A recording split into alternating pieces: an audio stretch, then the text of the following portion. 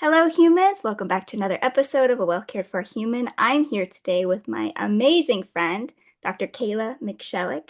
She is a licensed psychologist with extensive experience across various settings, including schools and hospitals and brain injury rehabilitation clinics and private practice. She's been everywhere and done everything. Her work mostly focuses primarily on brain health, healthy neurodevelopment, emphasizing how these factors contribute to mental wellness, which is why I thought she would be an amazing guest for us here today to take us through kind of what's going on with our mental health from the viewpoint of a therapist. But before I ask her questions, we want to have a disclaimer that she is a licensed therapist, but she's not your therapist. So you cannot sue her or write her angry comments or something if she gives you advice that you do not personally find valuable, though I don't know how that would be possible considering I've had many amazing conversations with you and I feel smarter every single time we talk. So I don't know where people will be getting this misinformation, but just so we know, there's our disclaimer, our health disclaimer. Yes. Yes. So I'm going to start you off by kind of picking your brain as a therapist because we all know that we're out here struggling to be okay. We don't have the background, we don't have the education and study and experience that you've had. What does wellness really look like? Because many of us feel like we're not there, like we're not doing it, we're always struggling, we're not okay. But what does okay look like from the therapist, from the professional perspective? Yeah, that's such a good question. I think it's really important to kind of know what we're aiming for because let's be realistic, right? There's no such thing as a perfect life. There's no such thing as a person who doesn't have bad days, right? So the goal isn't like the goal of wellness is not constant happiness or Oh, never that's good. That's feeling good to hear. sad or upset, What a right? relief. That's Yeah, good. that's certainly not the goal. But from a clinical perspective, we do have some ways of thinking about wellness. And I think most of us would probably break it down into maybe three areas. Okay. The first area being level of distress. Okay. Second area being level of functioning.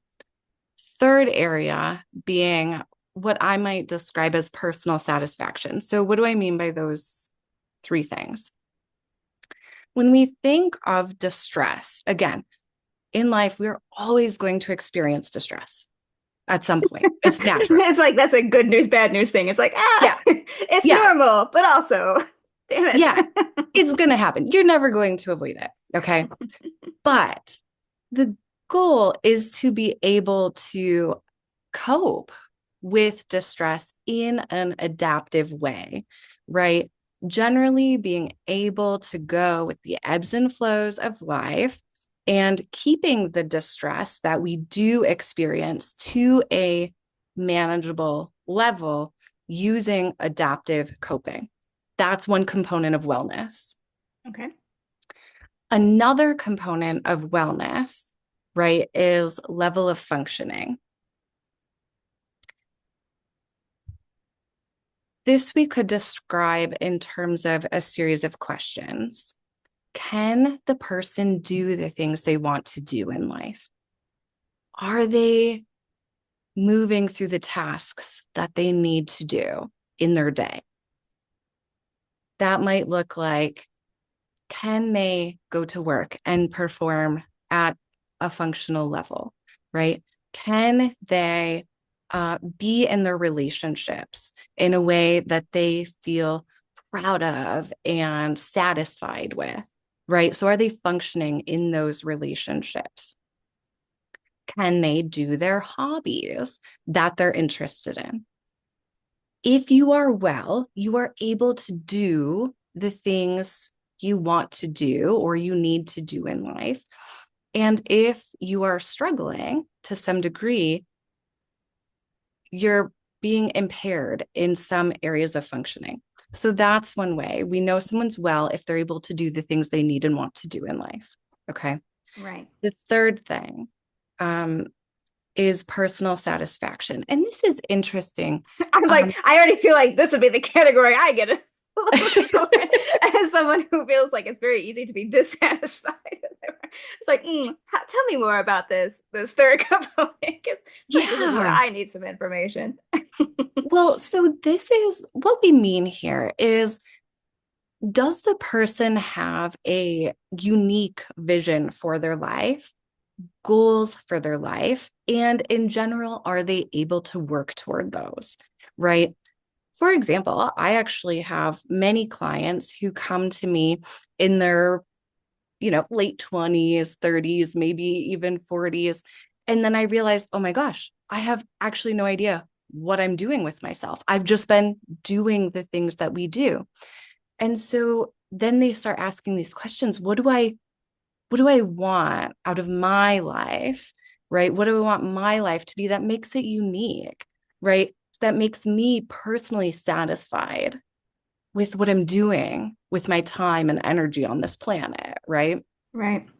So I think, a person who is well is a person who has kind of their unique approach, their unique framework to life, their unique goals, their unique journey, and they're able to kind of actively be working towards those. Doesn't mean you're going to get all the things. Doesn't mean We're not talking success. We're talking necessarily good no. results. We're just talking, do you know what you want and are you able to apply yourself in that direction? Yeah, yeah, exactly. Do you have this personal vision, this personal way of making sense of life? And someone who is well kind of has their personal sense of who they are and what they're here on this planet doing. So would you consider this kind of a definition of purpose, like your meaningful purpose of life, like connecting to Yes. what matters to you? Because I categorize that under the four pillars, under the third pillar, spirit, which is where I put everything from creativity to meaningful work to what it is you want to do with your time, like what lights you up, what makes you happy, Yes. joyful. And so it Yeah. sounds like that's also what you're talking about here, Yes.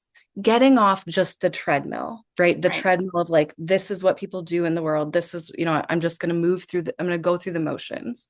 Hmm. Getting off of that and having a personal journey in life that's unique to you. Um, and some people may think of this as a form or a part of spirituality, as you mentioned. And this is absolutely, we know this to be true, that this is an incredibly important component of being kind of a healthy or well person, is having this kind of psycho-spiritual experience of life. Yes, and that means different things to everybody, but just this idea Yes. of connection to something greater than yourself, whether you consider that the universe, whether you consider that the Yes. great mystery of life. Like I have some friends who identify as atheists, but I still think that they're like, we don't know what this rock hurling through space is. So even just Yes. this, even if you look at it from a purely like scientific perspective or something, but something greater than yourself, like what does that mean for you? Your time on Earth, your Yes. experience with this total crapshoot of how you came to be here and for why we don't know. So Yes. People who are unwell, people who are depressed, really bummed out, not always, but sometimes a component of that is they don't know what they're here doing. They don't yeah, have their sense of who they are and what they're supposed to be doing or what they want to be doing. And so that's a part of being well, is kind of figuring that out and be trying to apply that to their day-to-day life. absolutely. And I think it was really helpful for you to distinguish like these are the three aspects of wellness, but they probably also interconnect. So, for example, immediately when you talked about functioning, I was like, well, I can mask my functioning. Like anyone who looks at me is like, Kory's extremely high functioning. But I'm like, yeah, but am I satisfied? And do I feel connected to my purpose? And am I in distress? So it's like you have to kind of look at it probably. You can tell me if I'm wrong, but from the clinical perspective across the board, like how are these fitting together? Because I'm never gonna show that that I'm in distress, right? From a functional perspective, I'm gonna keep doing all the things that I'm doing because that's Yeah. my probably self-protection and people cope different Yeah. ways, right? So Yeah. As you say, they're all interconnected and we're looking at all of them. And sometimes, there's clear evidence that one area is kind of out of whack. Sometimes multiple areas, we see that multiple areas are out of whack, and that's contributing to a person feeling unwell. So yeah, we take that kind of big picture look at all of those facets and we see what's going on for the person. Absolutely. And so you are a clinical therapist. This is what you do for your job. I know that a lot of people they hear, "Oh, you should go to therapy," or "Oh, you should work with someone," but there's definitely some stopping points, some let's call it resistance. Like people Sure. don't want to Sure. go and be vulnerable with someone. They don't want to share experiences about the terrible things that happened, especially with necessarily like a stranger or someone they don't know super well.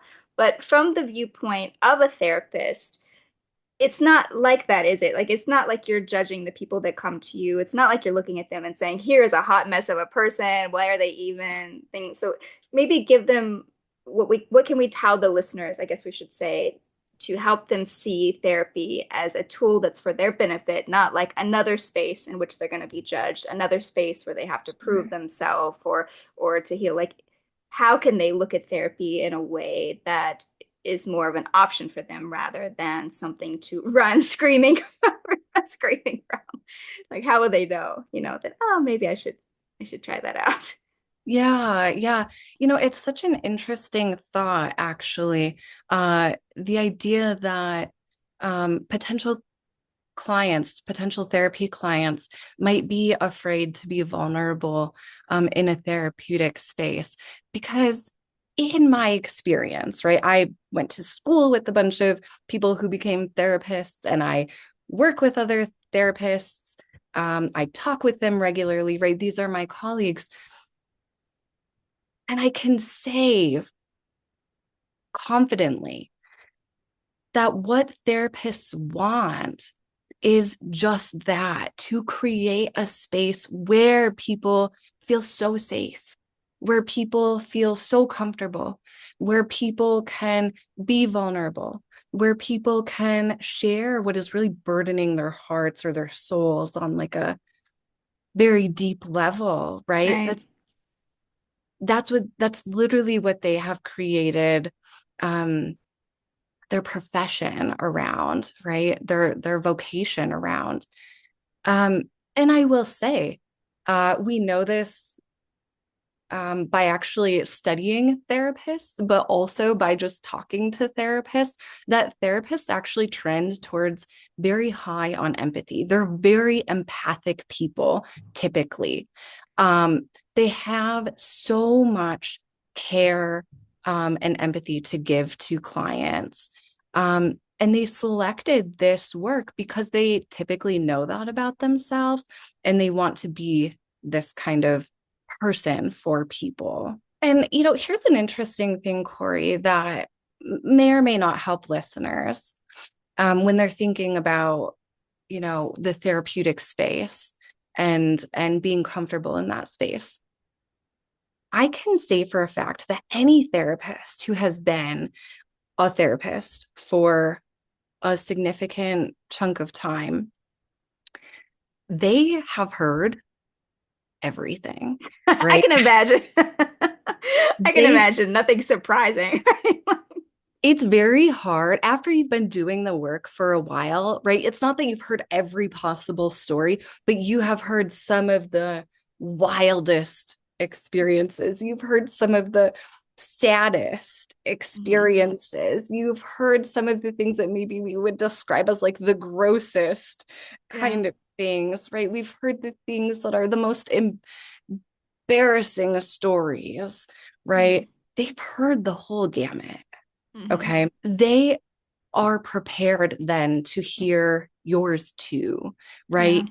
It's rare that that a potential client will say something to a therapist that, is totally surprising and that the client can't manage with grace and care and Mhm. empathy. Because probably by the time you've got to them, they have heard That's what just I was, the whole range yeah, of that's what I things. was thinking. I was like, even if I did spring something on someone and it was like, well, that's the first time. I imagine if they were a very empathic person, they'd just be like, well, that was the first. Like, let's work through this. Yeah. Like it would only Yeah. be a surprise for a little bit. Well, but right, because I imagine that just like when because primarily I am a writer, I'm a storyteller, and so Yeah. even when I come across things and I'm like, wow, I've never seen that before, I've never heard that before, immediately my writer brain kicks in. I'm like, well, what is that? The working piece of it, right? And so I imagine even for therapists, you're not thinking about it that way. You're not looking at it that way. You're just looking at how to No, be there for them and to help them with what they've experienced.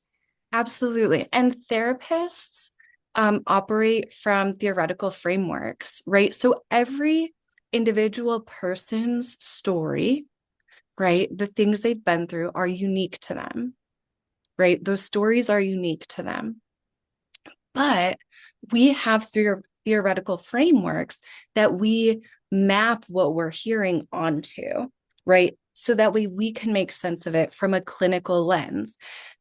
So we have a way of approaching all of the different stories from a theoretical perspective that allows us to readily then engage with what's happening for the person, what they might be experiencing, and what might be, useful Right.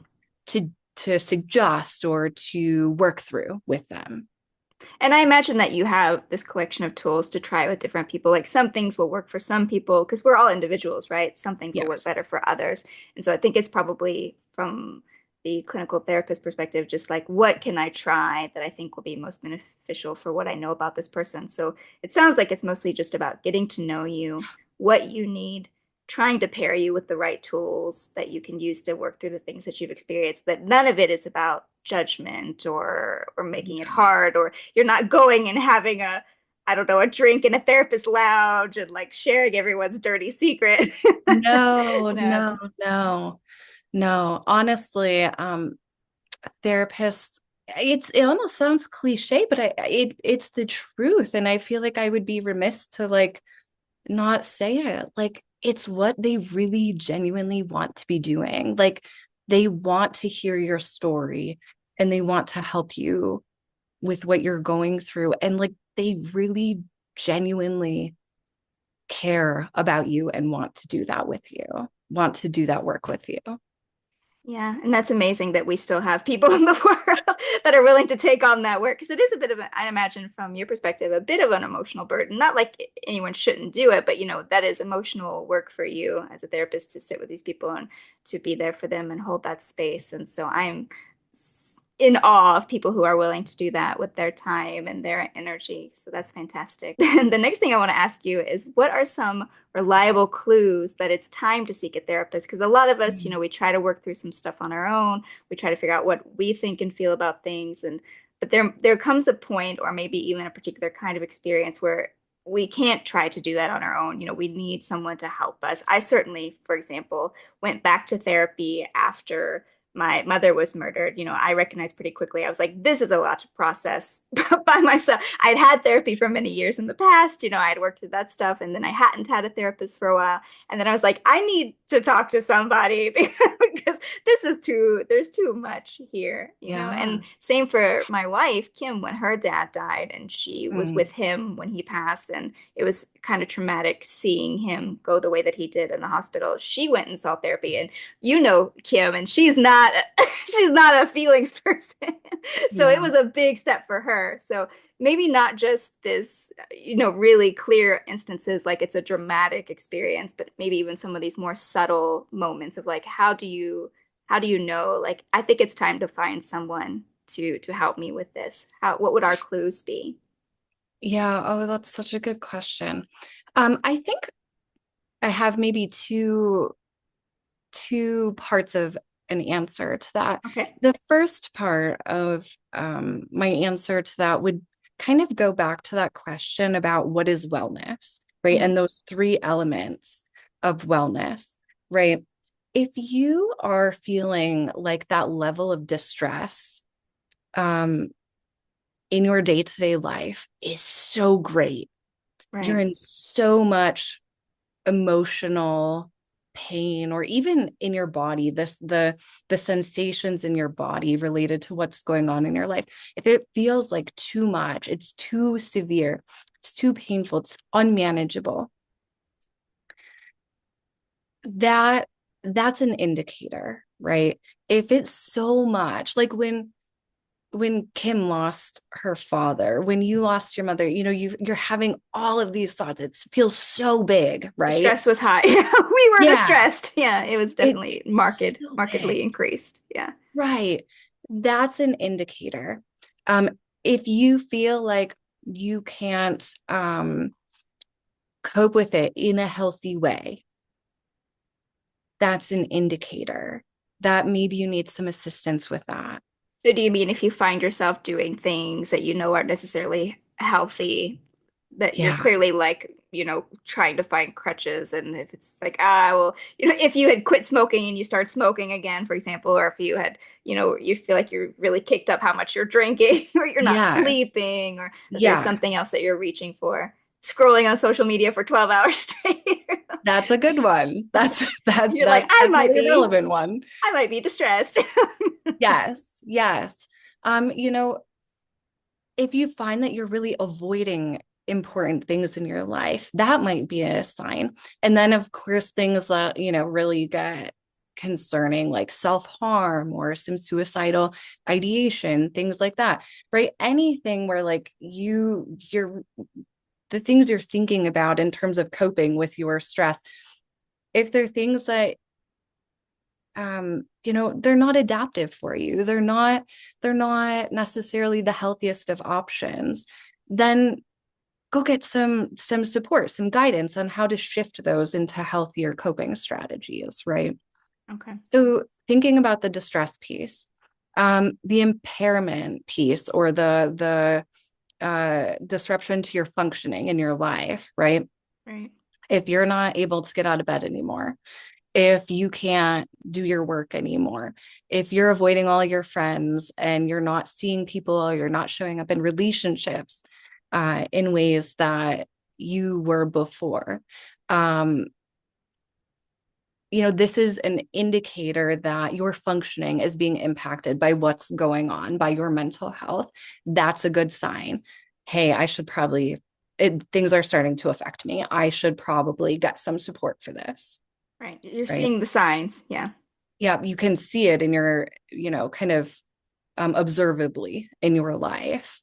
The other thing I would say, right, related to personal satisfaction, if you can recognize that your day to day feels incongruent with what you want out of your life experience, and you're not sure how to shift that into something that does feel more congruent, a therapist can be very helpful in doing that, right? So if you feel like you're on that treadmill of life and I'm just going through the motions and you can't figure out how to make meaning, right? Get into a life path that feels more personal, that's a great time. So I would say thinking about those elements of wellness, and if there are signs in there that um, you're struggling with a huge amount of distress, your life is being observably impacted, or life feels incongruent with what you want it to be, those are good indicators. But the second part of the question, or the second part of my answer would actually be, listeners should know that there is a therapist out there for literally everything. Okay. What I mean by Everything, every kind of problem. Yeah, give us some examples, because immediately I could think of like, surely they're not all doom and gloom and narcissistic parents and right. trauma. And I'm just taking the list from my life: incest, abuse, sexual abuse, physical, emotional, mental. Like, I'm sure there's not just all the like really heavy stuff, right? Yeah. Oh, yeah. Right. We've got therapists out there, psychologists out there who their expertise is coaching, high functioning business professionals into becoming even better, even more successful, business professionals, working on leadership skill development and It and sounds like things a fine line like between enabling. They probably have to work really hard there not to enable that overachiever aspect. that.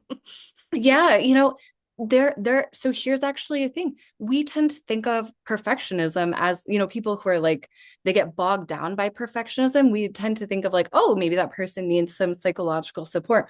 But there are whole groups of psychologists out there who are like, actually it's great to have really high expectations and strive for great things. And we we can help people do that. And that's literally what they do for their job, is they help people become even better at all the things they're already At good stressing themselves out. at. You need this in your life, I will help you. Yeah, yeah. So, okay, so that's an interesting example. Sex therapy is a thing. Your sex life isn't what you want it to be. Great. We have therapists, psychologists I feel out like there. you're standing in front of like a showcase right now, and you're like, "What do Yes. you need? You need some sex therapy. You need some ambition work. You need some. What do you need? We got it. Which of these is looking great for you? Like, which of these is really, really speaking to you right now?" Yeah, yeah. Um, um, People who are neurodivergent. Let's say they might need some executive functioning support, right? The cognitive skills that involve things like planning, organizing, initiating, following through, focusing, regulating themselves. These are executive functioning skills. Oftentimes, people with neurodivergence struggle with these things. Other people can too, but it's kind of a hallmark component of various neurodivergent diagnoses. And we have people who specialize in, okay, let's figure out how to organize your life, how to make routines, how to stay focused on tasks and get things done, right? Literally a therapist out there for anything you can imagine. You mentioned incest. We've got ones who specialize in those. Mhm. Um, Domestic violence. We've got ones who specialize in those, right? The whole So, gambit. You got the whole gambit. yep, If feel there's free something to going go on, search. there's a person studying it who That's became a exactly therapist right. again. That's exactly right. So if you know of a niche thing that you want to work on, great. Type it into Google, therapists specializing in blah, blah, blah, and boom, there's gonna be someone who And does that. yeah, and that leads me to my next question actually, which is like, how do we find a good match? Because I'll tell you a funny story about the time that I got broken up with by a therapist. So I've had like three therapists in my life. The first one, Dr. Art, he was an amazing human. He was the perfect therapist for me. It was really close to we'll call them my origin stories, right? All the terrible things that happened in my childhood.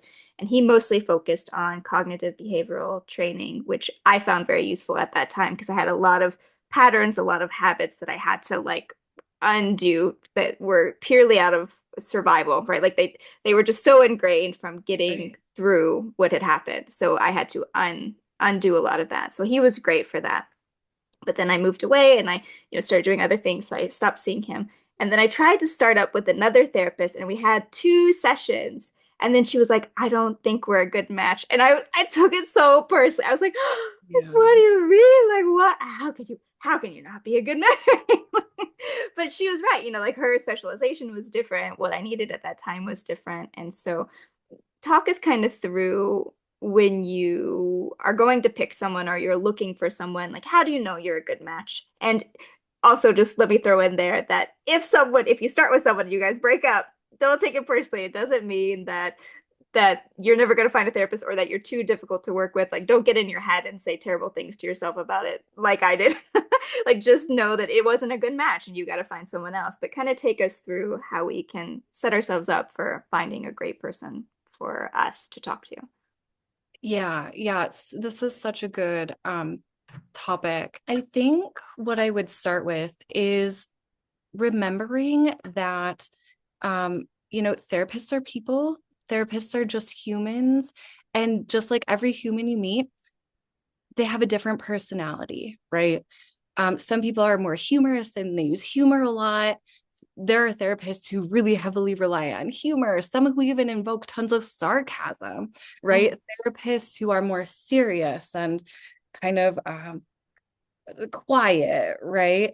So you get the whole range of personalities in therapists. So thinking about, right, who you work well with and who you don't, and who you might fit with and who you won't. Okay. So then at that point, I recommend going to the websites of therapists. They oftentimes have their own personal website, or they have almost all therapists have a Psychology Today profile. Okay. Um, And these detail how they approach their therapy. They usually write a little bit of narrative about who they are, what their life experiences have been. So it almost sounds like a dating website. Do you want It, to go on a date with this person? Do you want to it's date this true. therapist? It's true. And honestly, it's kind of treat it like that, right? You get like a Okay. sense of the person. You get a sense of like, what are the things they saying? How are they writing? Are they kind of funny? Are they straightforward? Are they very clinical in Mhm. their talking, their writing, right? What do they sound like? And you can get a sense from that. But the other thing that people should know is many therapists offer a free consultation, like a 15-minute phone call or Zoom session Mhm. or something of the sort, where you can actually be more alive with the person and you can feel each other out. You can get the vibe, the sense, the energy of the Are person. we driving? Like, is this gonna work? Like, do I like your vibe? Do you like my vibe? Do I feel comfortable Exactly. with you? Or, am I gonna get your humor? Or am I gonna feel like you're making fun of me? Or, these kind of things. Right. It really is like dating. So basically, we got to Yeah. go on dates. Yeah, no, and don't hesitate to be like, whoa, not for me. Like Yeah. this person is not for me, and try someone else. Yeah. Just like dating, the first it would be weird if the first person that you dated was like the perfect one, right? Like the Yeah. perfect match. That's so You rare. found the one, your therapist, quote, marriage on the Yes. first date, right? Yeah, that That would would be be strange. really statistically unlikely. Same thing is true for therapists, right? So don't be afraid to feel people out, kind of date around, if you will, and find the person who's going to be the best match for you. Okay. Absolutely. And I don't know, Kory, if this is a place where I can insert Yeah, go a ahead. kind of adjacent thought. Um, but I do think it's important for potential therapy clients to know that in general, you should feel good with your therapist. You should feel safe. You should feel comfortable. Mhm. Okay. But it's not necessarily a bad match if your therapist kind of pushes you a little. Typically, we are going to therapy because we are saying things need to change Right. in our lives and we're having probably some difficulty doing it on our own. That's why we're there. Mhm. What that means is at times a therapist may need to say some hard truths, Hmm. Or push raise, back a little bit, try to get you out of your kind of self-protective. 'Cause for yes, me, I feel like my first therapist, he was very gentle with me, which is great, yeah, because I was a broken person. Like that was not the time for hard truth, right? I was already beating myself up. You didn't need to bring anything hard to the table. Like really, he needed to like de-weaponize me. He's like, oh, okay, let's just take all these away. But one of the things that was great is that if I did say something where I presented a specific view, he was like, "Is that true?" Like he would challenge something that right, I said, and so right, I remember at first being like, like, yes, oh my god, because I thought I was just gonna come here and fall apart for an hour every week. What do you mean? But gradually as I got more comfortable with him and I became more trusting, I realized that he was like trying to help me let go of some of these terrible things. So yes, I do get what you're saying that sometimes the pushback, it's not malicious. It's not meant no, to hurt you or to, quote, steal your toys being your unhealthy coping mechanisms. It's just sure, meant to kind of help you maybe look at yourself or your situation differently or, plant new seeds in your mind. And so I do think that's true. But that does lead me to another question, which is, are there any red flags for therapists? Like, is there a good sign that like maybe we're not a great match? Or I mean, you mentioned feeling safe. So obviously if you don't feel safe with a person, if you feel like threatened or if you feel like they're doing something, I don't know, unkind or abusive or something, but like yeah, what are the other red flags that maybe we may not immediately think of? yeah, yeah. You know, therapists, again, human, make mistakes, might say something not exactly the right way sometimes, right? Maybe they should have worded something slightly differently. Those things are going to happen. Um, but aside from, we should know that those kinds of mistakes are going to happen in therapy. But in terms of real red flags, things that are like, oh, maybe this is not the right therapeutic space for me, we're looking at professional behaviors, right? Um,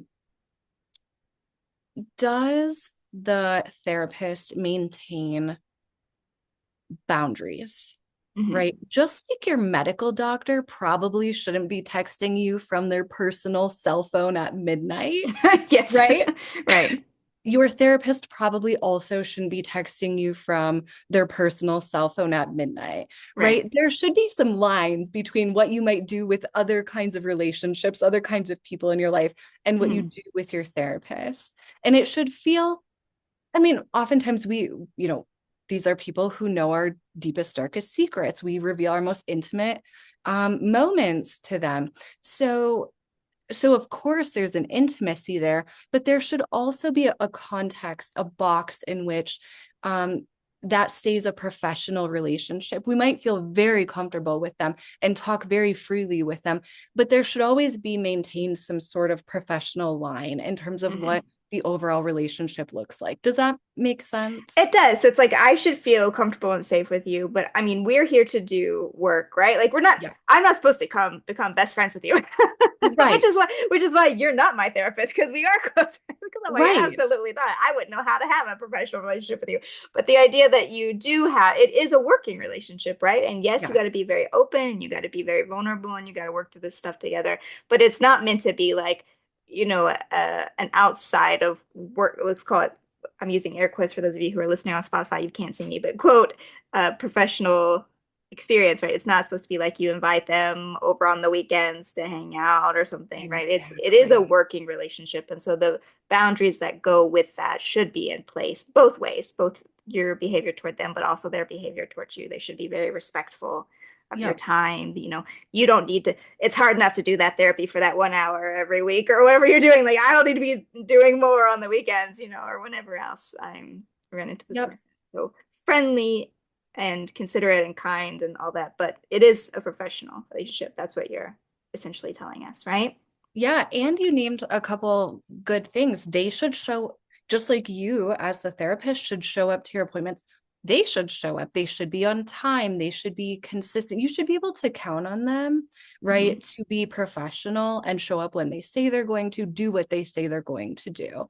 Um, and part of our role as therapists is to keep information confidential. You should feel really confident that your therapist is keeping your secrets, Yeah, they're right? not sharing it with anybody. No, and I work actually in a very I work in the state of Maine. Maine is pretty rural and I do telehealth, so I see people from all over the state of Maine. Mhm. Okay. And in some places I see people in tiny little communities, tiny little towns. If I wasn't keeping information confidential, oh my goodness, would I have Everyone, yeah, everyone would know by tomorrow. exactly, that kind of info, everyone would know everyone's business. It's so important that you really are going to trust that this person is being professional. They're going to keep your information safe with just themselves. So that confidentiality piece is important. And probably the other big thing that comes to mind is the obvious focus should be on the client. Now, I know this sounds like obvious and very much duh, right? But, a therapist should not spend too much time talking about themselves, should not be telling all of their intimate stories in a session. But I do want to say that sometimes we do a bit of self-disclosure or a bit of um, sharing kind of other examples, of course, like kind of anonymous examples, but like we want to show our clients that we get it, Mhm. that we can understand what they're talking about, that maybe we've even worked with that before, or we know what to do with that. Here's what I've done before and it's worked really well. Let's give this a try, right?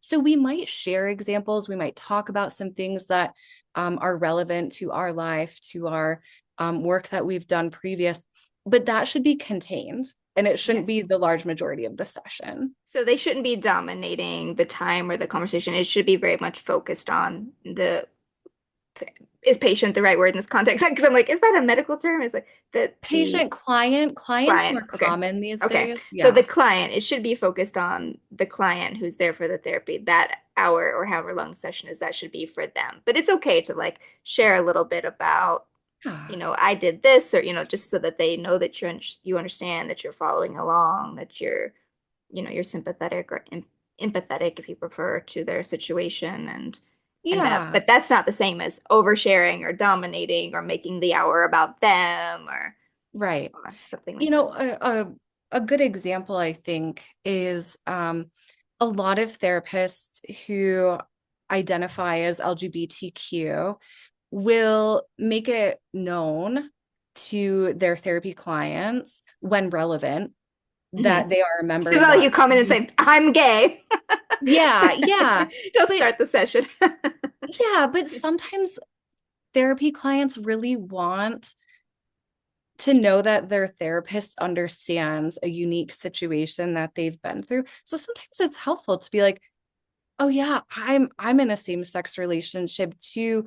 I went through coming out. I understand that. I've never lived your specific experience, but I get that realm of things." And sometimes that's a very useful thing to disclose, right? I'm not going to go tell all about my coming out story to my client, but Right. it might be useful for them to know that, you know what, I've been through some of these things as well.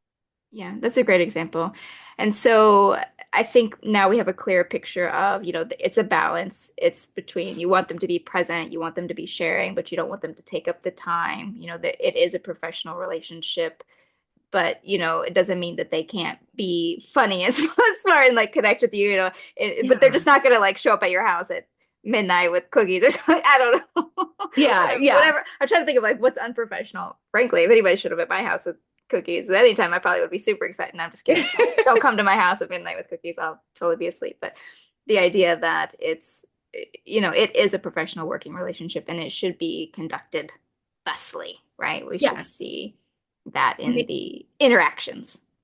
Yes. And maybe at the holiday season or maybe I just decide I want to bring in cookies, right? But I'll just have a tray of cookies in my practice. Yeah. And when you come in, you can get one there, Kory. But like, I'm not gonna like show up knocking unannounced at your door. Hello. Yeah, delivering cookies. I get it. I get it. That sounds perfect for me. And so, well, we're friends, so come to my house with cookies anytime. But Will do. shifting gears just a little bit more, I do want to know that when it comes to therapy, what suggestions do you have for getting the most out of the therapy that you can? Like what kind of attitude? I guess this is really a mindset question, right? Like when you go into therapy, how do you make the most of a session? Because sometimes, at least for me, I would come out of therapy and I would like, what did I just like, was that worth it? Because I would be so tired. I'd be so drained. Like I felt like I had given so much. And I'm like, is this actually helping me? Like maybe give us a perspective of that, of the quote getting something out of your sessions or making them worth it, making them worth your time. Yeah. Um, it should feel a little bit like work, right? Mhm. It should feel like you are actively engaged in something. Um, if you are going to therapy and you feel like every time you go, you're just kind of running down what happened in the past week and you don't really feel like you're making the changes you want to make, then you might not be getting what you could be getting out of therapy. One way that you can try to get the most out of therapy is ask specifically for what you want, Mhm. right? Know that therapy is the therapy is actually created together, right? Mhm. We do therapy with our clients. We Mhm. co-create that experience. I'm not just like doing therapy to my clients. I'm doing therapy with my clients, right? Yeah. And so I need to know what they're looking for. What do they want? What are their goals? Do they have timelines? Do they have specific things they're wanting to work on? We very much welcome feedback, right? Mhm. What is working for you? What feels like it's not working for you, Mhm. right? Don't hesitate to give that kind of feedback to a therapist. And that's going to help you get the most out of the experience, right? Feel empowered, feel like an active participant, feel like you can ask for what you want and give feedback and do that. Right. Awareness and articulation probably plays a part. Each of us are at different levels of like self-awareness, and we're at Sure. different levels of being able to articulate it. Maybe I could walk into a therapy session and say, my narcissistic father messed me up. Let's unpack this. Like I could come with an objective. But maybe there might be other times where someone comes in and they're just like, I just feel so bad. I'm Yeah. not happy. I'm miserable. So it probably comes down to even if you're not able to fully articulate what's going on with you, or you're not able to fully explain, like it's not in your conscious awareness, like I think Yep. this is what's going on. I think then honesty becomes really important, right? Because sometimes we try to, it's not like we're intentionally or dishonest, but we're protecting ourselves, right? Oh, yeah. And so it's like, I don't want to share this because I feel like this is going to happen. And so you do start the session with just the rundown of the week because it's like skating surface level details, but you are there to like heal and to dig out this stuff that's ruining your life, and to get rid of it. And so you can't do that if you aren't brave enough and you're not honest enough to get underneath it. So would you say as a therapist that it is enough just to come in and say, I don't feel great. I don't know everything that's going on with me, but I think I'm here, and they can just go from there, right? Like they don't have to have everything figured out or being able to like write you a 10-page memo about their problems. So that's probably how I would show up. I'm like, look, this is what I think is going on. But Yeah. you don't have to do that. You could just be like, wow, this I don't know, but I can't regulate. Like my emotions are over. Yeah. And you start there, is that's enough to start, right? Oh, Tell us. absolutely. And that's the thing, right? The therapist is there to help you figure out where you are Hmm. in the process and where you are in the journey. If you're not sure, they're there to help figure that out with you, right? Hmm. So it's perfectly okay for some people to show up and say, I don't really know what's going on. I just know I'm not doing too well. I hate my life and I hate myself and I don't know why. Let's do this. Ex- exactly. The goal would be, right, to like figure that out enough that then you can start having clear-cut things that, oh, now I know I want this in my life. Oh, now I know I want to work on this specific thing and make this better, right? You start unpacking it and then you realize what it is you really want to do or the work you really want to see happen. And so that's when you move into, as the client, more of like that active role, like, oh, I love that we uncovered that. I want to run with that. I want to, Mhm. I want to do work with that. Yeah. Well, yeah, I think that would be very helpful. But it's good to know that you don't have to have anything figured out because I think some people they're like, well, I don't even know what to go to therapy for. Like, I don't know why to go. I just feel bad, but I don't know. Like, I don't have a thing that happened. So I just don't want anyone who can connect to the emotional aspect, but they aren't able to necessarily articulate it, or their awareness isn't fully there to feel like maybe they don't need therapy or they shouldn't go until they figure something out. It's like, just go and just be like, look, I don't know what's going on. Help, help.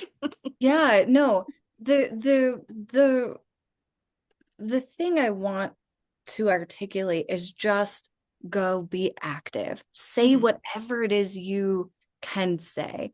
Show up in the most empowered way you can to advocate for yourself, to say, here, listen, here's where I'm at. This is all I know right now, but I just want to feel better, right? Yeah. Know that it's your space to get what you want out of it, right? And feel empowered, feel like you can be really actively engaged. Some people feel like they're doing the work of therapy just by like literally entering the therapeutic space. And that's not really how it works, right? Mhm. Just sitting in a therapy room doesn't typically change a whole lot. It's not just like you just go in and you sponge it up, like you just Yeah. soak up the energy, like, this is nice. Okay, bye. Yeah, Thank you. I'll be exactly. back next week for my next dose. Yeah, exactly. Yeah, it's a more active process. Right. Well, that's good. And it's good to have that perspective as well. Another thing that I know that people, what keeps them away, in addition to the not really being clear on their reason for going, maybe just having like a bad feeling, is that there are cost option like issues, right? Like there, for some people, they're like, I can't possibly afford therapy.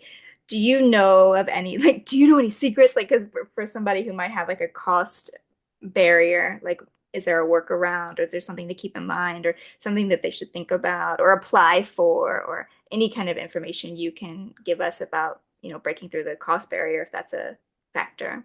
Yeah, that's such a real thing, right? Um, Everything is so expensive these days. Therapy, no different. So, um, several things. The first thing, if you have insurance, contact your insurance company and say that you want to know what your mental health coverage and plan is. Um, each insurance company, each insurance plan is different from the next, and some um, require you to pay a copay. Some and it'll just be the same copay at every session, whether it's the first or the 150th Hmm. session.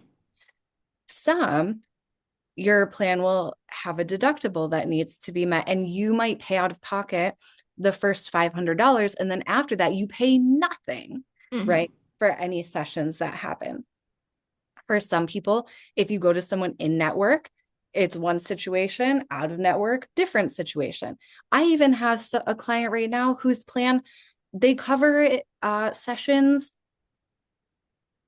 better. They pay more. The insurance company pays more if it's telehealth versus Hmm. if it's in person, right? Hmm. So ask them, what are the nuances of your specific plan? Hmm. And your insurance company can actually give you a list of providers that if they are in network with some providers, they can give you that list. And then you can go looking at those specific people, looking for their websites or their Psychology Today profiles. And then Hmm. your insurance is going to probably pay some portion And you can confirm that of with that. them. I'm sure you could be like, I just want to confirm that I have this insurance. Can I see you? They'll tell Yes, you yes or no, right? If they accept it. yes, exactly, exactly. Now, if you don't have insurance or your plan is pretty crappy and doesn't pay a whole lot, sometimes it's actually cheaper to pay out of pocket, or sometimes people just want to pay out of pocket because they don't want to involve like the systems, right? Hmm. They don't want their information kind of like out there in the insurance world. Protecting our information. Yep. Yeah, yeah, exactly. Um, Look for clinicians with sliding scales. Okay. If someone says on their website, their Psychology Today profile, that they have a sliding scale for payment, it means that for people who can't afford the full price, they offer reduced cost therapy. For example, there's one colleague that I know of in my area who, for people who can afford it, you pay $90 an hour for an hour session. Hmm. People who cannot afford that rate, she will go as low as $50 Hmm. a session, which I'm not saying is a trivial, it's Yeah. still $50, still $90, right? Yet if you can only afford 50 and you can't afford 90, let her know Hmm. and she will absolutely work with you Right. to pay that lower amount. So that's something to look for on people's websites, is a sliding scale. If the cost is just too prohibitive, then I will say today there are other options in terms of great kind of self-help books, right? Your book out there has tons of practical strategies for people. It has practical information that they can use to help themselves in their day-to-day lives. Um, we've got classic, like Atomic Habits as a Hmm. book, right? Helps can help with a lot of executive functioning kind of stuff. That's a classic book that people can access pretty easily. Dr. Nicole LePera's got multiple books out there. She's phenomenal. She's got a book for different kinds of things, but very practical strategies written for a regular audience, not written for a professional, written for um, regular people. Just the regular Joes like me and the others. Right, exactly. So, there are a lot of great books out there. Mhm. Um, there are also online groups, some run by like very high status clinicians. Mhm. So Nicole LePera, who I mentioned, is a licensed psychologist.